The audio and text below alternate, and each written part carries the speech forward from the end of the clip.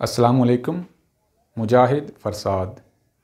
आज हम नस्र की तशरीह, गज़ल की तशरीह और नज़्म की तशरीह पर बात करेंगे। ये तीनों सवालात जमात नहम, दहम, 11वीं और 12वीं में आते हैं।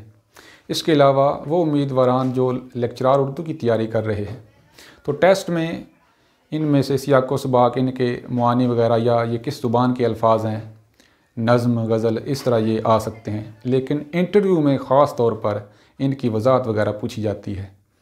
तो जो लेक्चरार उर्दू की तैयारी कर रहे हैं उनके लिए भी ये लेक्चर मुफीद है, वो इससे मुस्तफ़ीद हो सकते हैं। और वो तलबा जो नहम, दहम, 11वीं और 12वीं में पढ़ते हैं। तो सबसे पहले हम देखते हैं इबारत क्या है। इबारत जो असल मतन होता है नस्र की, वो इबारत कहलाती है। और इसमें मज़ीद आगे 3 चीज़ें हैं जिन पर हमने ख़ास तौर पर तवज्जो देनी है। हवाला मतन।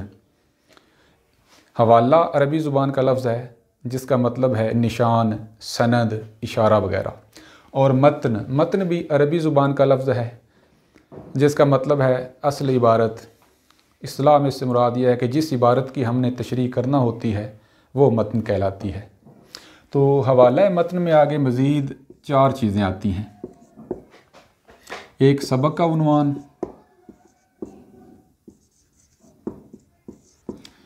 दूसरी मुसन्निफ़ का नाम, तीसरी माखज़ और चौथी सिन्फ़। तो इन चारों के सामने राब्ता की अलामत जो है वो लाजमी डालनी है। ये 2 चीज़ें तो लाजमी लिखनी है क्योंकि इनके नंबर हैं, एक नंबर इसका है और एक नंबर इसका है। ये दोनों चीज़ें लिख लें तो बेहतर है, ना लिखें भी तो नंबर नहीं कटेंगे लेकिन अच्छा तासुर पड़ता है। बिलफर्ज सबक का उन्वान है अदीब की इज़्ज़त।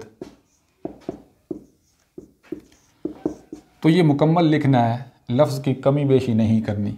और मुसन्निफ़ का नाम प्रेमचंद, ये भी नाम मुकम्मल लिखना है। ऐसा ना हो कि सिर्फ प्रेम लिख दें या सिर्फ चंद लिख दें।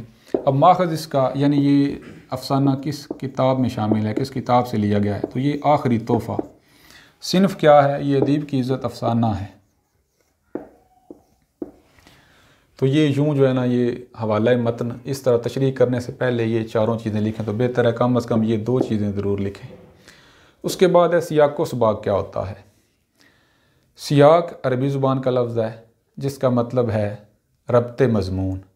और सबाक़ भी अरबी ज़ुबान का लफ्ज़ है जिसका मतलब है सबकत ले जाना, आगे निकल जाना। तो ये दोनों जो है ना वो लफ्ज़ इकट्ठे एक तरकीब में इस्तेमाल होते हैं। मुक़तदरा कौमी ज़ुबान का जदीद उर्दू लुग़त है, उसमें उन्होंने इसकी तारीफ़ ये की है कि इबारत का आगा पीछा या किसी बात का आगा पीछा, यानी उस बात की जिससे सही समझ आ सके। तो जिस इबारत की हमने तशरीह करनी होती है उससे पहले क्या कहा गया है सबक में और उसके बाद क्या कहा गया है वो भी हमने लिखना होता है। सियाक़ व सबाक़ के 11वीं और 12वीं में 3 नंबर हैं और ये कम अज़ कम 5 सतरें और ज़्यादा से ज़्यादा 10 सतरें होनी चाहिए। इब्तदा हम इसकी यूँ कर सकते हैं कि मुसन्निफ़ इबारत से पहले लिखते हैं, मुसन्निफ़ इबारत से पहले बयान करते हैं और उससे पहले जो कुछ है वो लिख कर उसके बाद हमने सबाक़ के तौर पर जो लिखना है कि मुसन्निफ़ इबारत के बाद ये कहते हैं। तो ये तकरीबन 10 लाइनें लिख दें तो बेहतर है। उसके बाद है तशरीह। तशरीह भी अरबी ज़ुबान का लफ्ज़ है जिसके लुग़वी मानी है खोल कर बयान करना, तफसीर करना, वजाहत करना। तो इसमें इब्तदा यूँ करनी चाहिए कि मुसन्निफ़ इबारत में लिखते हैं और ये इबारत की कम अज़ कम 3 गुना होनी चाहिए तशरीह। और तशरीह में आम फहम अंदाज़ होना चाहिए, सादा अल्फाज इस्तेमाल करने चाहिए, जिस जुमले की वजाहत की ज़रूरत हो उसकी वजाहत करनी चाहिए। और अगर कोई तलमीह वगैरह इस्तेमाल की गई हो तो उसका पस मंज़र भी बयान करना चाहिए। इसके अलावा अक़वाल, अशार, आयात, अहादीस वगैरह वो भी शामिल की जा सकती हैं। इसके 10 नंबर हैं 11वीं और 12वीं में। 10, 3, 13 और 2 नंबर ये वाले, ये 15 नंबर का सवाल बनता है ये।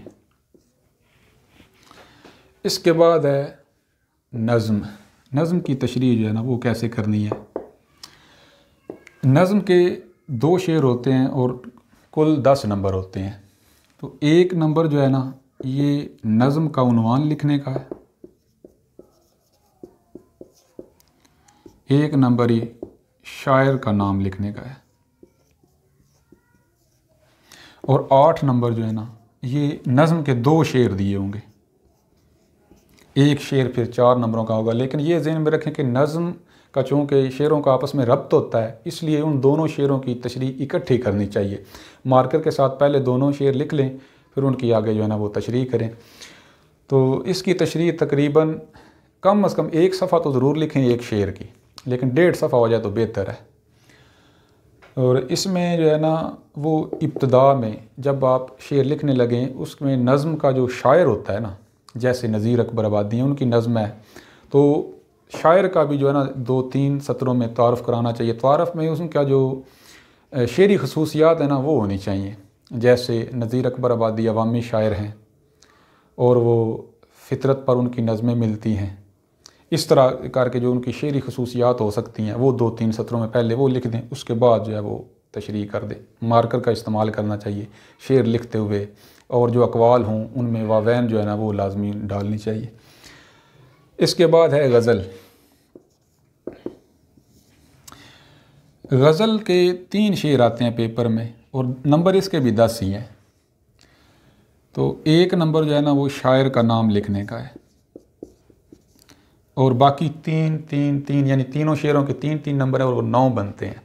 तो इसमें नज़म और गज़ल की तशरीह में फ़र्क ये है कि नज़म के दोनों शेरों की तशरीह इकट्ठी करनी चाहिए, लेकिन गज़ल का चूँकि हर शेर इकाई होता है, वो अलग होता है, उसका मफ़हूम ही अलग होता है। तो पहले एक शेर लिख लें मार्कर के साथ, फिर उसकी तशरीह करें, उसके बाद फिर दूसरा मार्कर के साथ लिख लें। इस तरह तीनों की इस तरह तशरीह करनी चाहिए। और गज़ल में भी अगर कोई शायर जिसकी तशरीह करनी है हमने अशार की, 1-2 या 3 सत्रों में शायर का तारुफ़ करा दें। जैसे ख्वाजा मीर दर्द हैं, तो ख्वाजा मीर दर्द उर्दू के बड़े और पहले सूफ़ी शायर हैं, उनकी शायरी में हकीकत और मजाज का हसीन इम्तजाज है वगैरह। इस तरह करके जो है ना वो तशरीह लिखते हुए पहले शेर के साथ जो है ना वो भी लिखें, और इसमें भी आयात, अहादीस, अकवाल, अशार वगैरह। और जब हम हवाले के शेर लिखें तो साथ शायर का नाम भी लिखना चाहिए, बेहतर है, लेकिन गलत नहीं लिखना चाहिए।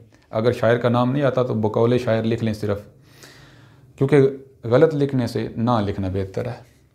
तो ये इसकी भी जो है ना, इसका भी एक शेर की तशरीह कम अज़ कम 1 सफ़ा होनी चाहिए, जो जवाबी कापी होती है जो पेपर में दी जाती है। अगर 1.5 सफ़ा हो जाए तो वो ज़्यादा बेहतर है।